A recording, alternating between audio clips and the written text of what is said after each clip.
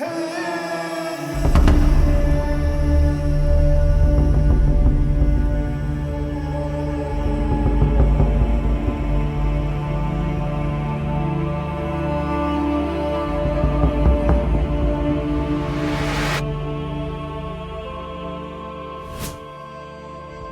और मारूत कौन थे, उनके पास कौन सा जादुई इल्म था और इन दोनों फरिश्तों को ज़मीन पर किस मकसद के लिए भेजा गया था।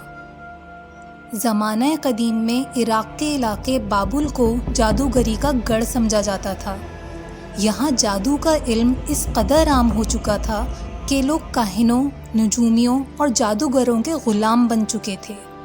यहूदियों ने अपने जादुई करतबों के ज़रिए लोगों को इस बात का यकीन दिला दिया था कि जादू उन्हें नफ़ा और नुकसान पहुंचा सकता है।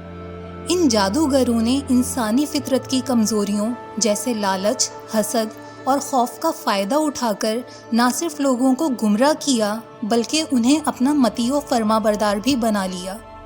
बाबुल की सरजमीन जादू और सहर की तालीमात की वजह से इस कदर मशहूर हो चुकी थी कि लोग दूर दराज इलाक़ों से अपने शैतानी मकासद के हुसूल के लिए इस इलाके का रुख करते थे। ये जादूगर शैतानी अमलियात के ज़रिए मुस्तक़बिल के बारे में कुछ पेशन गोइयाँ करते और अगर कोई पेशन गोई रज़ाए इलाही से दुरुस्त साबित हो जाती तो लोगों का इन काहिनों पर एतमाद और बढ़ जाता। रफ्ता रफ्ता बनी इसराइल के लोगों में ये अक़ीदा आम हो गया कि जिन्नात गैब का इल्म जानते हैं। इस गुमराही को रोकने और हक़ व बातिल में फ़र्क वाज़े करने के लिए अल्लाह ताला ने दो फरिश्तों हारूत और मारूत को बाबुल की सरज़मीन में भेजा। ये दोनों फरिश्ते इंसानी शक्ल में लोगों को जादू का इल्म सिखाते थे, लेकिन यहाँ ये बात वाज़े रहे कि इन फरिश्तों का मकसद जादू की तालीम का फ़रोग़ नहीं बल्कि लोगों को जादू की असल हकीकत से आगाह करना था, ताकि लोग जादू और मौज़े का फ़र्क समझ सकें और ख़ुद को जादू के फितना और शर से बचा सकें।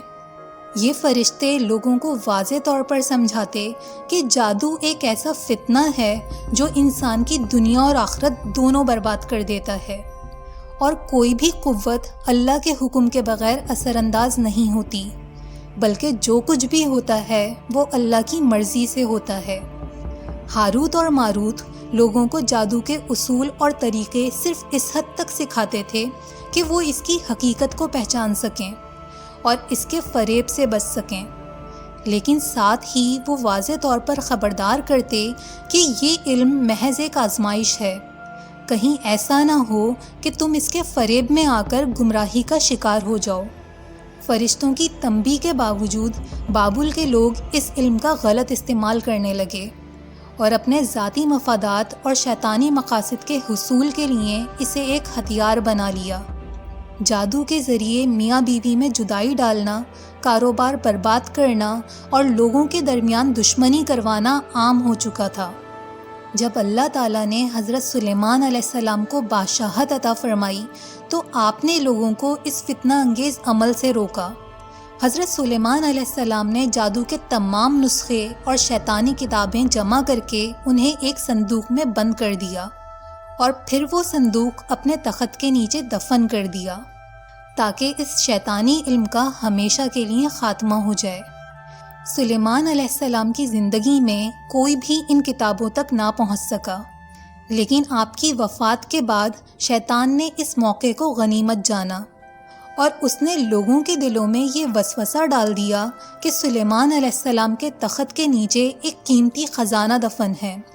लिहाजा जब लोगों ने इस तख्त के नीचे खुदाई करवाई तो उनको वो शैतानी किताबें मिल गईं।